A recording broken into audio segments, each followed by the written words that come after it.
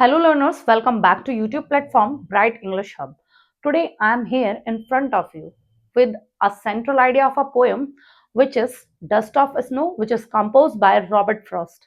आज मैं आपके समक्ष एक पोएम का सेंट्रल आइडिया लेकर उपस्थित हूं जो कि डस्ट ऑफ स्नो है और जो कि रॉबर्ट फ्रॉस्ट द्वारा लिखी गई है। इस पोएम के सेंट्रल आइडिया के बारे में समझेंगे कि किस तरीके से हम जो सेंट्रल आइडिया है पोएम का वो लिखें। आपके एग्जाम में लिखने के लिए आता है सेंट्रल आइडिया, ऑप्शन में आते हैं दो तीन पोएम के सेंट्रल आइडिया लिखने के लिए आते हैं, उनमें से आपको एक लिखना होता है और किस तरीके से हमें वो बोर्ड एग्जाम में लिखना है उसके बारे में समझेंगे। क्या टिप है सेंट्रल आइडिया लिखने के लिए उसके बारे में इस लेक्चर में समझेंगे। तो लेक्चर को शुरू करने से पहले चैनल को सब्सक्राइब करें, शेयर करें और लाइक करें। Poem dust of snow which is composed by Robert Frost। जो सेंट्रल आइडिया है पोएम का वो किस तरीके से लिखें, एग्जाम में किस तरीके से सिंपल वर्ड्स में और अट्रैक्टिव वे में लिखा जाए समझते हैं। और आप हमेशा जब भी सेंट्रल आइडिया किसी भी पोएम का लिख रहे हैं तो बहुत ही सिंपल और सरल भाषा में लिखिए। हमेशा उस सेंट्रल आइडिया में पोएम का और पोएट का नाम मेंशन कीजिए, तभी आप जो सेंट्रल आइडिया है वो अच्छी तरीके से लिख पाएंगे और फुल मार्क्स ले पाएंगे। In the poem Dust of Snow, Robert Frost shows that even a small and unexpected moments, जो Dust of Snow है पोएम जो कि रॉबर्ट फ्रॉस्ट द्वारा लिखी गई है, वो अपनी पोएम में बताते हैं कि जो छोटे छोटे जो मूवमेंट्स हैं, जो छोटी छोटी घटनाएं हैं प्रकृति की, वो हमारी मनोदशा को पूरी तरीके से बदल सकती हैं। Robert Frost shows that even a small and unexpected movements in nature can completely change our mood। हमारा जो मूड है, जो हमारी मनोदशा है, उसको पूरी तरीके से बदल सकती है।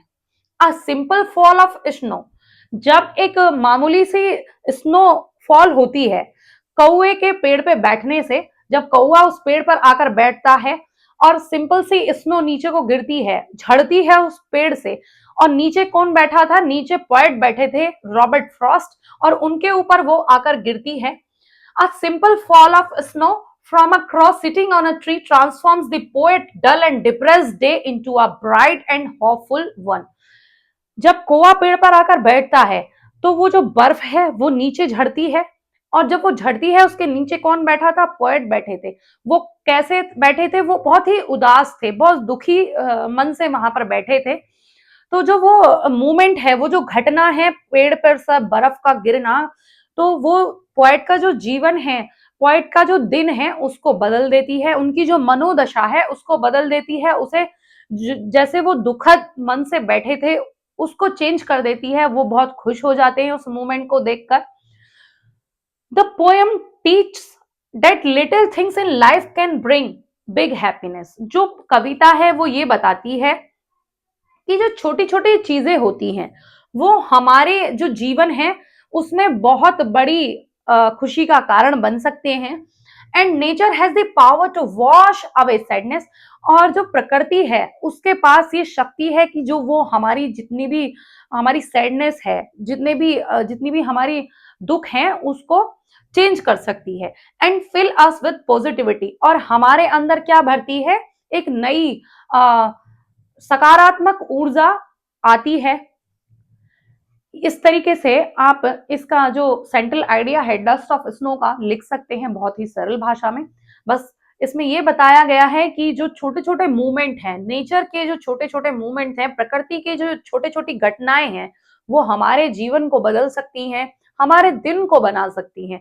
अगर पोएट वहां पर ना बैठे हुए होते और ऊपर से बर्फ ना गिर रही होती पेड़ पर से, और गिरी किसके कारण, एक कौवा वहां पर आकर बैठा। पेड़ किसका था, हेमलॉक ट्री था, जिसे पॉइजनस ट्री कहा जाता है हेमलॉक ट्री को। तो उस पर कौवा आके बैठा, वहां से बर्फ गिरी, जब वो आकर बैठा तो पेड़ हिला, पेड़ से जो बर्फ गिरी उससे जो नजारा था, जो वहां पर दृश्य था, उससे जो पोएट थे उनका मन जो था वो बहुत खुश हुआ। उनकी जो मनोदशा थी वो चेंज हो गई, वो बदल गई, उसमें परिवर्तन आ गया।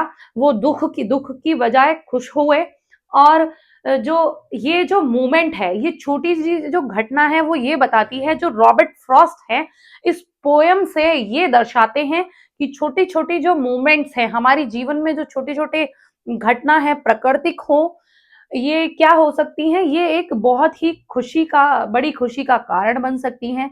हमारा जो हृदय है जो कि बहुत दुखी होता है कभी कभी, उसमें खुशी भरने का कारण बन सकती है। ये पोयम ये दर्शाती है, ये बताती है। इस पोयम को हम एक छोटी सी कोटेशन से एंड कर सकते हैं जो कि बहुत अट्रैक्टिव लगती है। A little thing can make a big difference in life. छोटी छोटी जो चीजें हैं वो हमारे जो जीवन है उसमें बहुत बड़ा परिवर्तन, बदलाव लाने का कारण बन सकती हैं, कारण हो सकती हैं। जब आप पोयम लिख रहे हैं, पोयम का जो सेंट्रल आइडिया है वो लिख रहे हैं, तो उसमें जो इंपॉर्टेंट वर्ड्स हैं उनको अंडरलाइन कीजिए। जैसे कि इसमें ये लाइन है, can completely change our mood, और यहां पर ये लाइन है, पोएम क्या कहती है, that little things in life can bring big happiness. और यहां पर fall of snow from across sitting on a tree transform the poets टल। बस इतना, और कुछ एक्स्ट्रा नहीं लिख अंडरलाइन करना है। जो इंपॉर्टेंट वर्ड्स हैं, जो इंपॉर्टेंट लाइन है, कोई भी इंपॉर्टेंट फ्रेज आप सेंट्रल आइडिया में यूज कर रहे हैं तो उसको हमेशा अंडरलाइन कीजिए। मैं उम्मीद करती हूं कि मेरे द्वारा डस्ट ऑफ स्नो पोएम जो है, जो कि कंपोज की गई है रॉबर्ट फ्रॉस्ट के द्वारा, जो सेंट्रल आइडिया मैंने यहाँ पर आपको बताया है वो बहुत ही सरल और सिंपल वर्ड्स में है। अगर ये आपको अच्छे से समझ में आया है और आप चाहते हैं कि इसी तरीके से मैं अनदर पोएम्स जो हैं उनका सेंट्रल आइडिया आपके लिए लेकर आऊं, जो कि एग्जाम ओरिएंटेड है, बोर्ड एग्जामिनेशन में आना निश्चित है, पक्का है, तो आप कमेंट बॉक्स में कमेंट कीजिए। If you like my video, do subscribe my channel, share the video, do not forget to press the bell icon दबाना ना भूलें। Thank you.